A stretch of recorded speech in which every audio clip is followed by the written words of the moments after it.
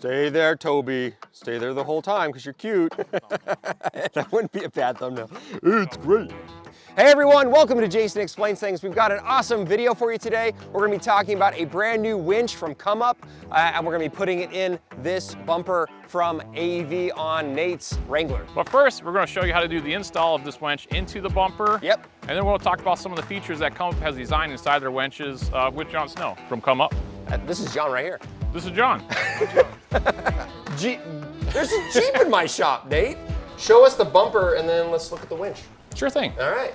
How far apart do you have to take the AEV bumper to get the winch in there? There's gonna be a few pieces here we gotta take off. We gotta take off these covers for the lights, the corners, this fascia here, and then there's a substructure that gotta come away to be able to fit inside this spot. This is a closeout panel, right, or if you don't have a winch, so it doesn't look like this big gaping hole. Also, the skid plate comes off too, so okay, this is gonna be pretty massively disassembled today. Do you think these giant, beautiful lights will get in our way? I don't know. So when we get to page 10 from working back, we'll find out. We'll find out. Yeah. Join us, everybody. All right, what do we got here? So this is a ComeUp Solo 9.5. So this is a 9,500 pound winch. It comes with a synthetic rope on it. It comes with this big winch hook, fancy, lead, a wireless remote, and then a wired remote, and then the hardware to install it. Very cool. Pretty self-explanatory. Yeah, you just gotta get it inside that bumper now and then wire it up. All right, let's do it. If you want more information on the AEV bumper on Nate's Jeep, check out this walk-around video we did a while back. I'll also have links to detailed install instructions for the bumper, along with info on the ComeUp Solo winch in the description below. Whoa. And then there's one behind the skid plate, one down below. So we just dropped the skid plate, and these are basically the toe loop brackets that remove the bolt on the front fascia and down below here. Yep. And we basically just rotated it down. They'll get these end caps off in the center section. The reason why we really don't want to remove this piece is there's two spacers inside this frame horn. And if we remove this bolt here, it'll be kind of a pain to reinstall everything without having to remove more pieces. So we're trying to avoid that.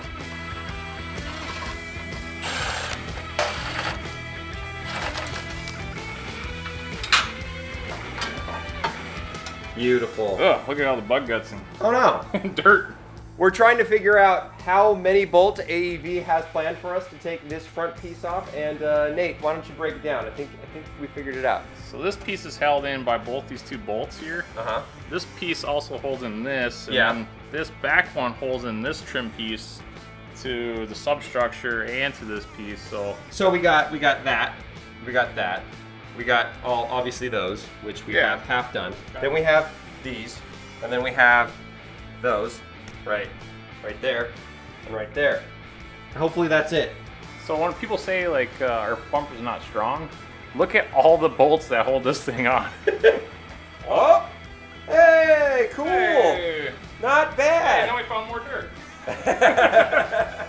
Well, more to take off. So we got the 3 on each side. Yeah, and then just this one more big Allen bolt, and then we'll take this top plate off for the winch to fit in there. Don't worry about that part. What are those? Those are those spacers that go around the. Those are just toe things. hooks. Yeah. There we go. But now we just gotta take this plate off because we're not gonna need it because this is just that cover to hold, like, to hide that giant hole. Right. We'll move on to that next and actually slide that winch into its final resting place. Oh wait. Yeah, I did it wrong. You were just tightening it too? I did it wrong. Of course. Everyone does it wrong. One more piece gone. Throw it in the trash. Actually, that's probably like $60. We'll keep that. Okay. Why is the spot where the winch mounts angled like that? Because the winch body where the motor and like the brake assembly is, yep, is a little larger on the bottom, and then you have the solenoid on top. So we basically try to sneak this underneath the grill as much as possible to be able to get it tucked as far as back to the grill as we can. When it does get rained on, all your water is going to sheet off of it instead of just pool on a flat surface. So that kind of twofold of, you know, corrosion resistance and a way to get that winch as tight as possible. Nate, that's actually kind of clever. It is. Don't tell anybody I said that. Yeah. So we've confirmed that it will fit, which is awesome, but we're going to now run the wiring up underneath the grill, and I think we're going to add some sheathing to it as well, because fires are bad. Yeah. Fire is good. Fire, no good. as I cut my finger. Stab yourself. Oh, I know. The wires are gonna go from there to here because Okay. that's the winch and this is the battery. I don't think that winch could be any bigger. So I'll show you how we ran the wiring after this, but right now we're going to torque this down. And the best we found is 50 foot-pounds is where we're going to torque these to. Or 63.8 Newton meters. For you people that hate freedom. All right, the winch is installed, and let me show you briefly how we're gonna run the wiring. We come up right here next to the battery, and so we'll attach in just a little bit. We have a lot of slack to deal with, so we'll get back to that later. Yes, let's get the bumper back on, so this way it doesn't look like parts laying across Jason's shop.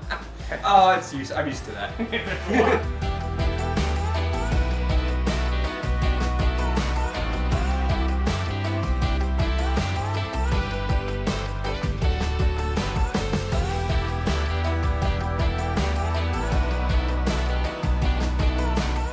Don't look too horribly placed between the No, I battery think box and you're the good. gearbox. And we got the power steering thing is keeping things away from the engine block, and I don't know, man. I think that's about as good as you can get unless you shorten the leads.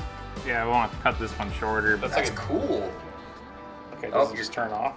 Oh, That's really cool. So you can check your Hello. battery voltage whenever you want. Hey John, so now that we got the winch installed inside the AEV front bumper, can you tell us more about it? First, I see we actually come with 2 controllers. That's right. The Solo series comes with 2 controllers. We got our wireless, got a standard watch battery in the back, easily accessible.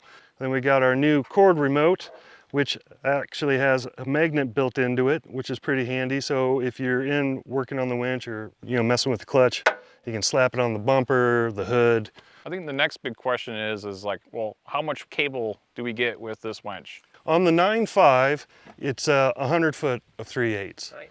And then the 12.5 is 82 feet, Okay. 7/16. So tell me more about this winch solenoid pack here. We got a button on the side. Yeah, so we got a power button that activates the winch and the wireless feature. Turn it off when you're not out wheeling, and it will help eliminate any possible parasitic draw and any accidental activation from a wireless controller. So what's up with the digital display on top of the winch here? That's going to give you the voltage of your charging system. There's a thermal warning system built into that as well.